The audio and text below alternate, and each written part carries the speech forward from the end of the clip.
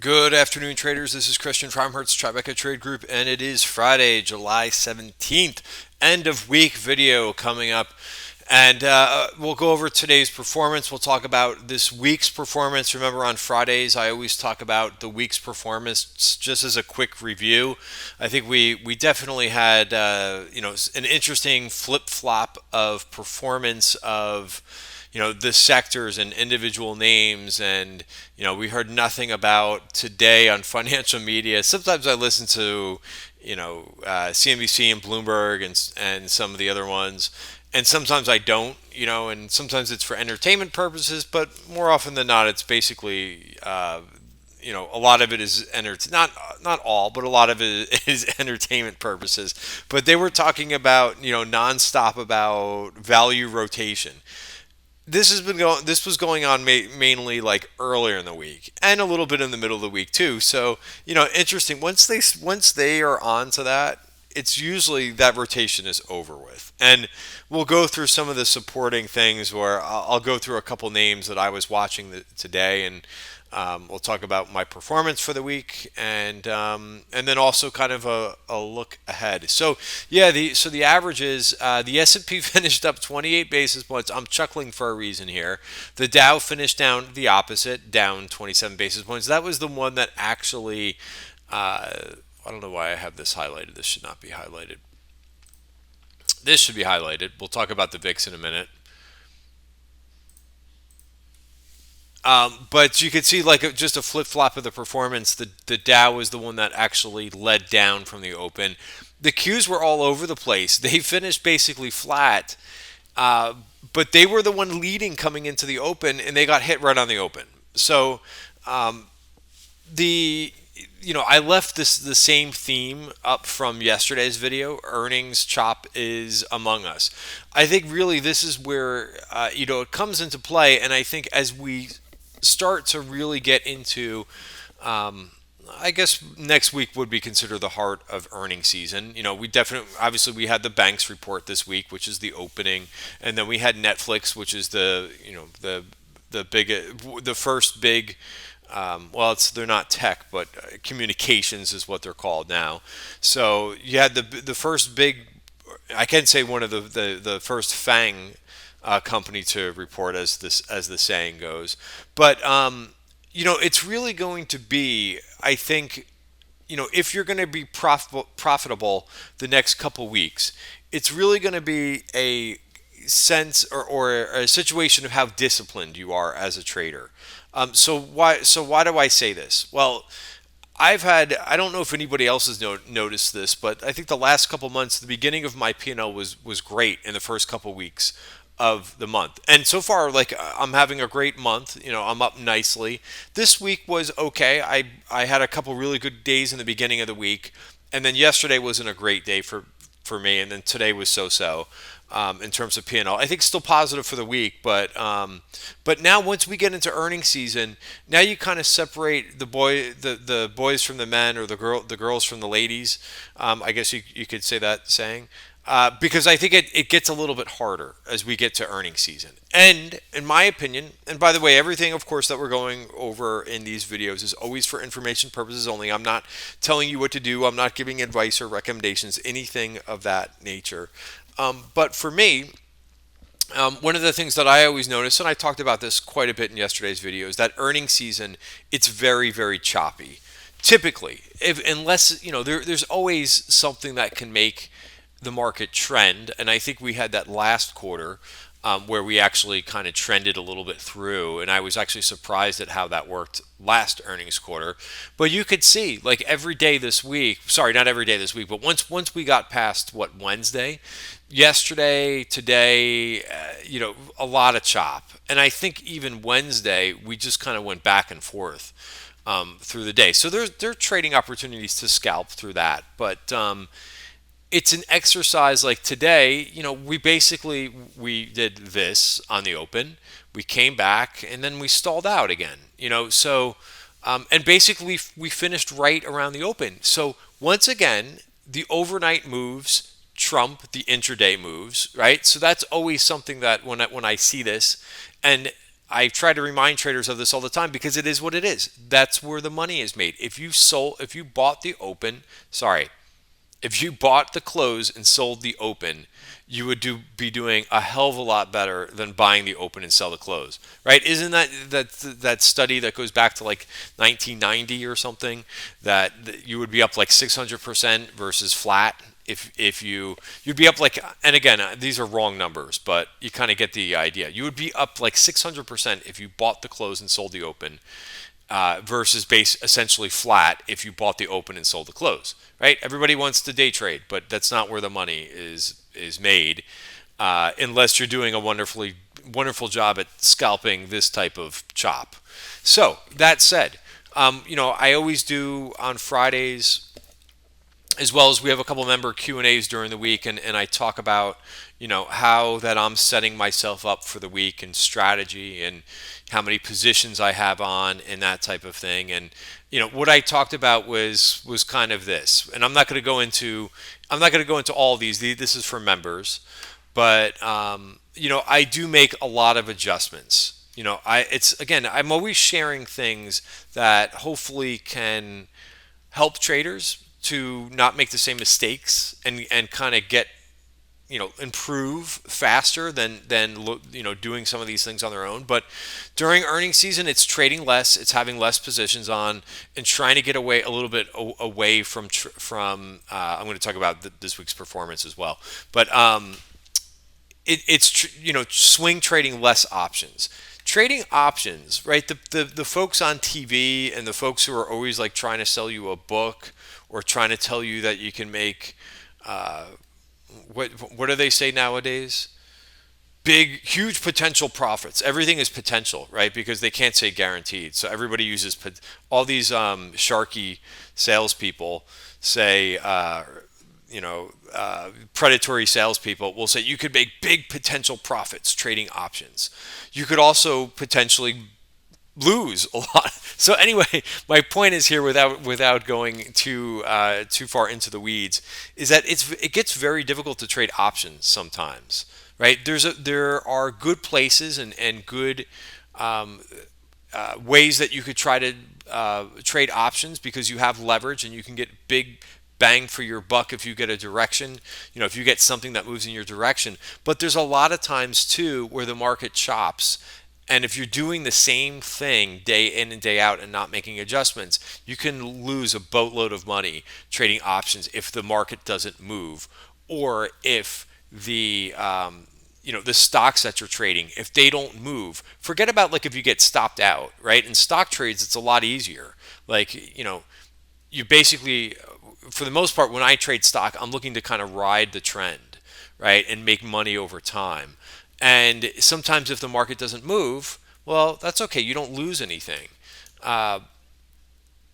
Versus, and of course, and if you're honoring your stops, you should only really have, for the most part, small losers.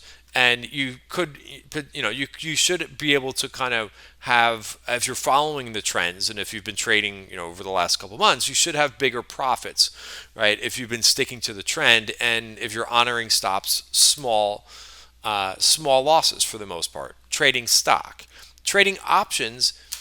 If the market doesn't move, forget about if you got stopped out in something. But if you're using like a chart stop, right, where you get into a stock at 100 and you're setting your stop price at say, 96, right? On a stock trade, okay, you lose 4%.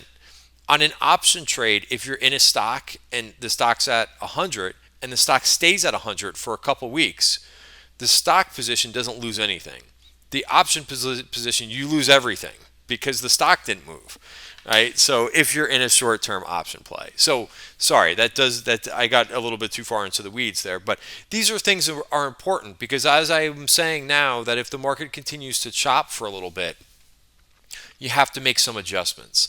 Otherwise, you're gonna churn your portfolio and you're gonna give back profits that you may have made earlier in the month. So I say these things because I need to also adapt to this.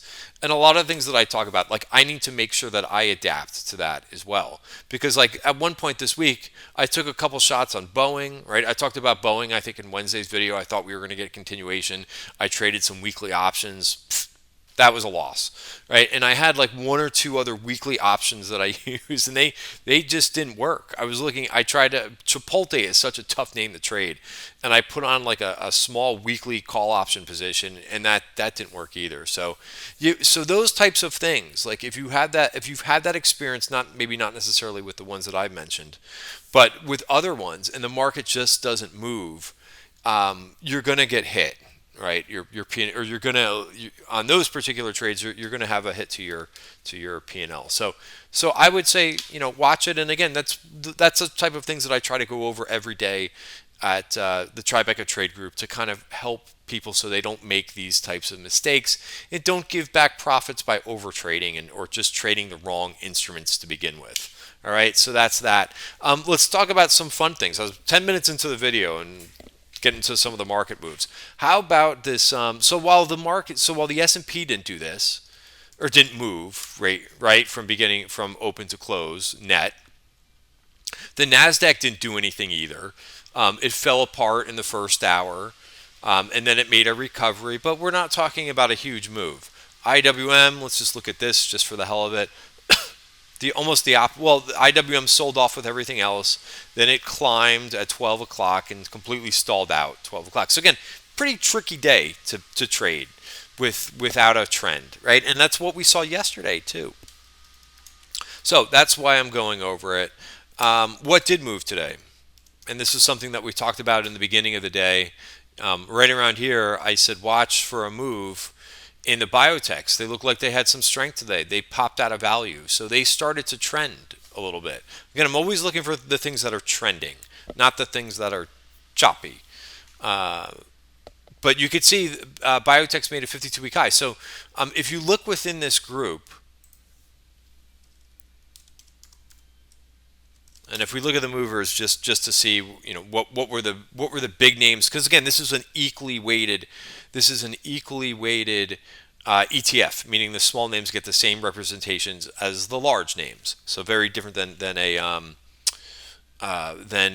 market cap weighted ETF like IBB. But you could see a lot of small cap names. mRNA, huge day, up 15%.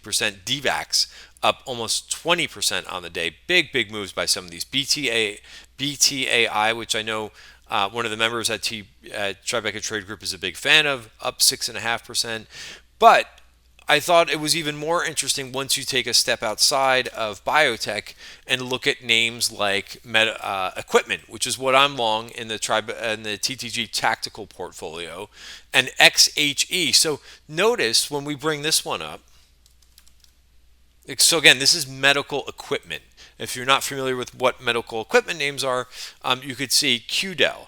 All these suspects, look, I sent out a chart earlier on ISRG, up 7.7%. I actually tried to play this name earlier in the week, and I just could not find an easy way to trade it other than going long the stock, which is kind of expensive, 650. But Tandem had a big day. Penn had a big day. Not PENN, but PEN. ABMD was up 4%. So look at all these names. Boston Scientific was almost up 4%. Massey was up 3.2%. HOLX was up 3.2%. And then if you look, so again, this chart breaking out, really nice look to it.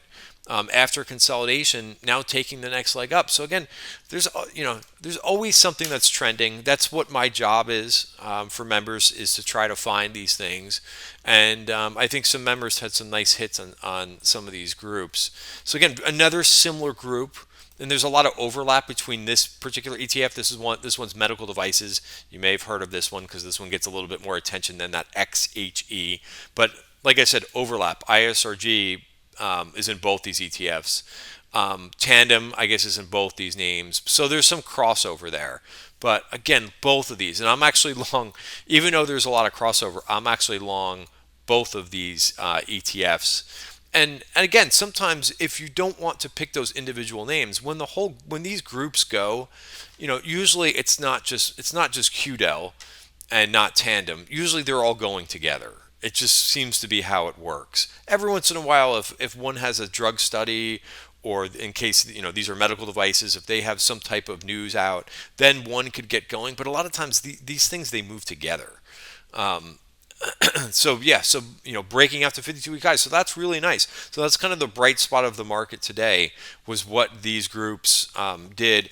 So I think I was watching DXCM. Because all these groups too, a lot of these are considered growth, right? And we know that growth got hit earlier in the week, but look at Tandem. Tandem is right back to 52-week highs. After that nice move. Abbott reported earlier in the week. They did fine. They're after 52-week highs as well. I tried playing TMO. Again, another tough name in options. That's the down side of this. But if you were listening to what I said earlier, I don't really want to be trading options right now because they're too difficult. So I don't mind, even though some of these are high price stock, I will go in and trade stock and a couple of these names. But so this gets me excited for next week to see this group. And I think overall, right, we go back to the market, not the S&P, barely moving. There's going to be, I think, this continuous. I hate to use the same word that they're always using, but rotation. And also, if you start to look, you could start to sift through some of these software names that have gotten pretty beaten up. And the one that I saw, because I was looking through these, because in the morning, in our morning session, I was looking for growth names this morning because as everybody seems to talk about value, it's sometimes over, right? When everybody's talking about it, right? So Docu got into value for the week. We saw a little bit of call buying in this one. And I would watch basically, we'll go over all these in the, I'll have plenty of setups, remember, in the weekend videos. Remember, if you're not a member, I put out 2 videos. I put out one, a macro video, and I put out number 2, a watch list. And our watch list beat the market again this week, not by huge leaps and bounds like we did by the previous week, because again, it was kind of a tricky week, I would say, with the rotations. But our watch list still beat the market. I had the home builders on. I think listen. I'm probably wasn't the first one to talk about this, but I've been all over these home builders, right? And you hear about them being talked about like today.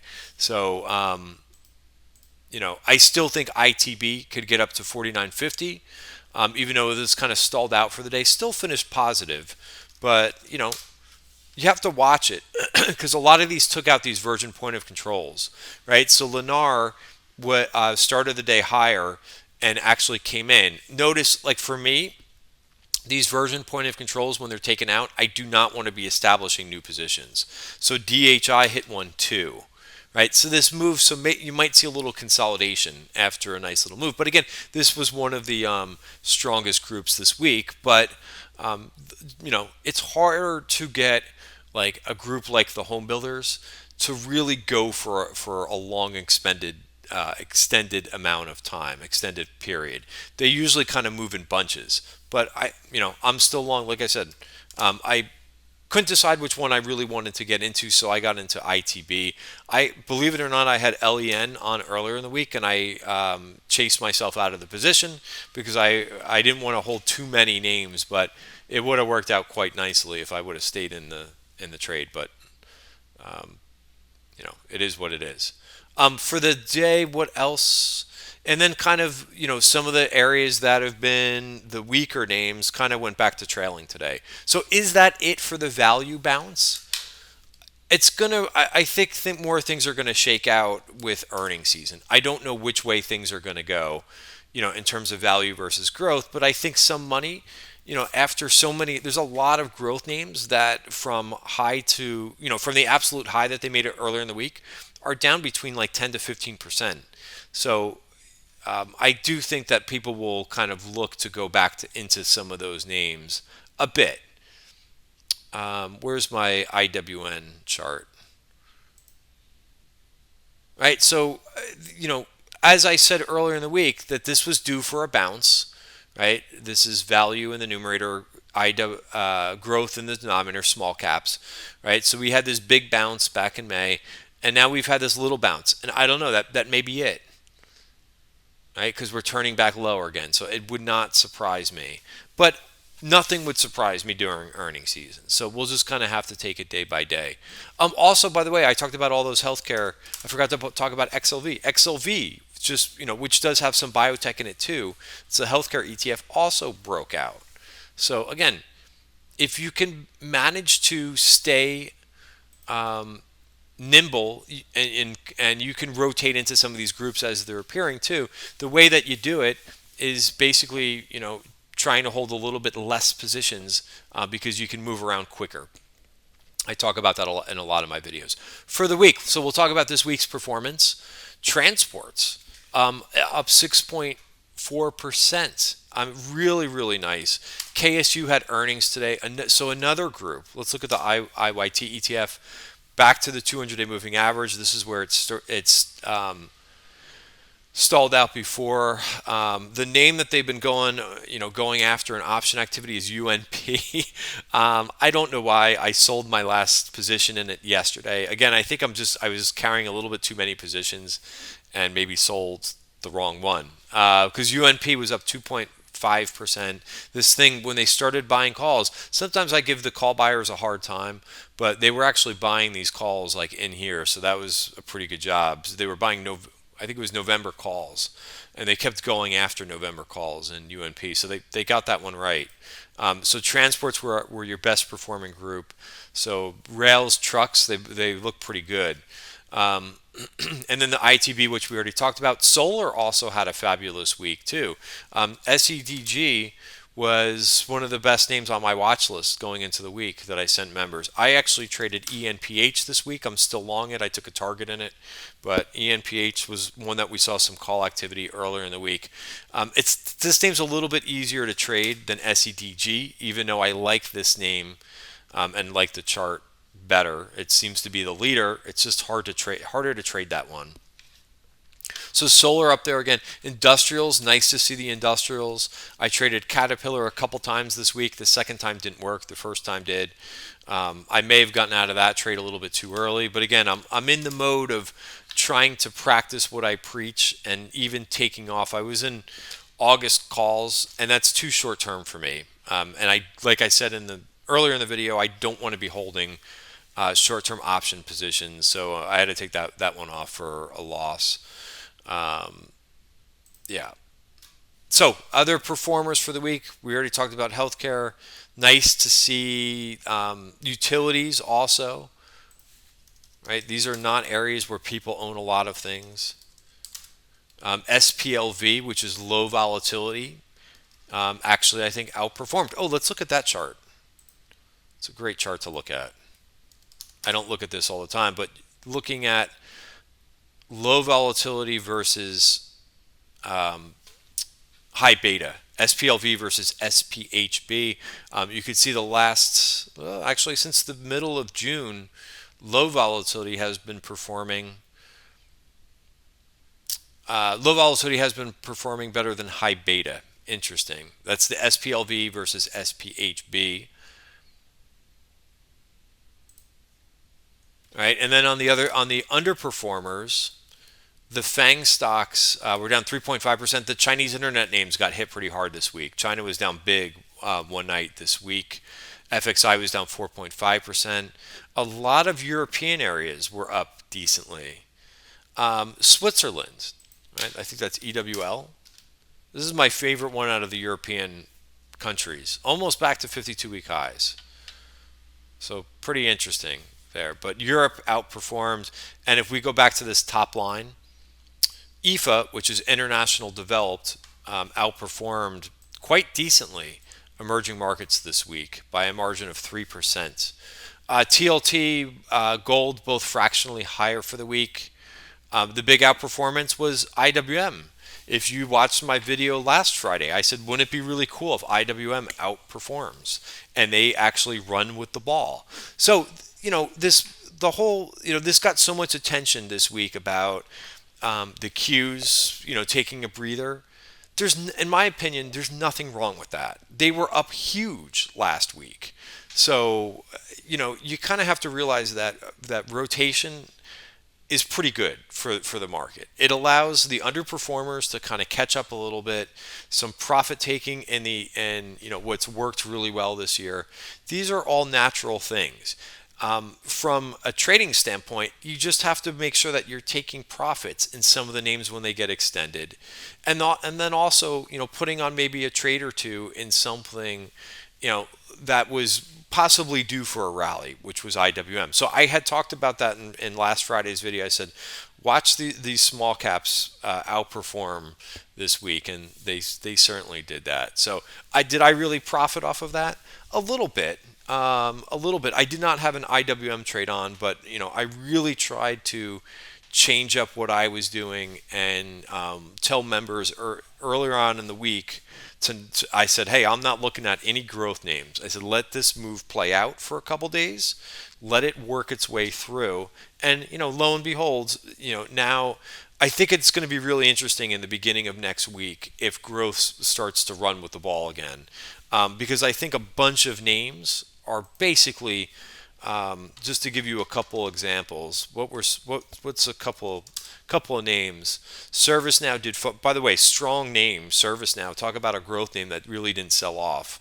Also, Coupa Software is another strong name that really didn't sell off, but and actually is almost back to 52-week highs. But names like Adobe, Adobe was up 1.4%. There's a lot of groups that are basically sitting, if Thinkorswim will work with me, are sitting right at the top of value, and they need a little bit more of a push to confirm that buyers are coming back into this group. So I'll show you a couple charts that are kind of software based, a little bit of cyber based, like CrowdStrike is sitting right at the top of value. So that's going to be a name on my watch list next week. It's at an interesting pivotal point. It's basically right there. TTD is a name that I tried trading today. Unfortunately, it just didn't have any momentum to it, but that's also right there. If you look at names like Datadog, this one's actually in value, so I don't like it. But Docu turned the corner, which I think I already talked about this one. So there's a lot of names that are kind of doing that are on the cusp of possibly going to turn higher. Amazon, interesting.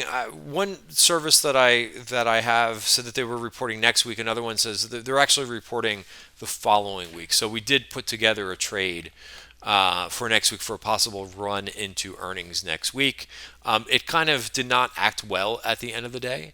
So I did mention I will add to that. Like if Amazon's down in the beginning of next week, I will look to add to this. But kind of got going and then stalled out. But my thought for most of earnings plays is I want to play the move into earnings, not the move on earnings day. I think Netflix is a great example. We nailed the trade in Netflix. By the way, I did an iron condor where I sold premium. I sold a call spread and sold a put spread. The put spread, I lost a little bit of money on the short put spread, but I made all the money on the short call spread. So worked really well. So I think that's the way. I'm going to be looking to play earnings is selling premium, and then of course looking for names to run into the report. All right, guys. So that's it. Just real quick because I don't advertise this a lot, but if you want to be a member of Tribeca Trade Group, go right here to my Twitter feed. Click on here. Again, what my goal is every weekend is to do the work for traders, to really give them a head start and get them prepared for the week. So like I said, we put out a macro video and we put out a watch list, and the watch list, even though it just barely outperformed the market, it still outperformed, and I'm pleased with that in a tricky week. All right, guys, that is it. Have a great night and see you on Monday.